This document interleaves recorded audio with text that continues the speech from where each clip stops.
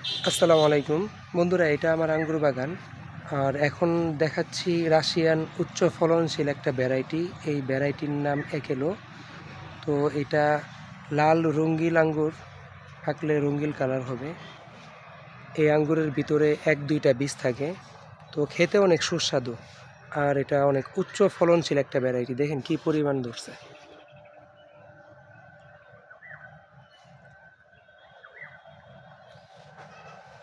আর আলহামদুলিল্লাহ থুকার সাইজও মোটামুটি অনেক বড়।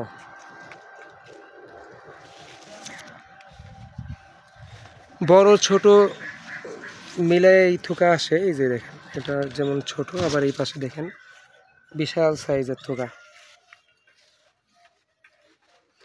অনেকেই বলেন বাংলাদেশে নাকি আঙ্গুর ফল টক হয়। আসলে সঠিক জাতের গাছ লাগাইলে অবশ্যই মিষ্টি হবে।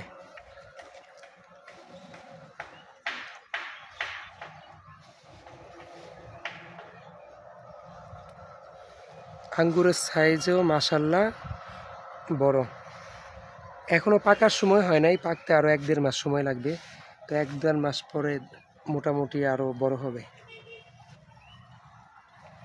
তো আমাদের কাছ থেকে আঙ্গুরের সঠিক ভ্যারাইটিগুলো কালেক্ট করতে পারেন।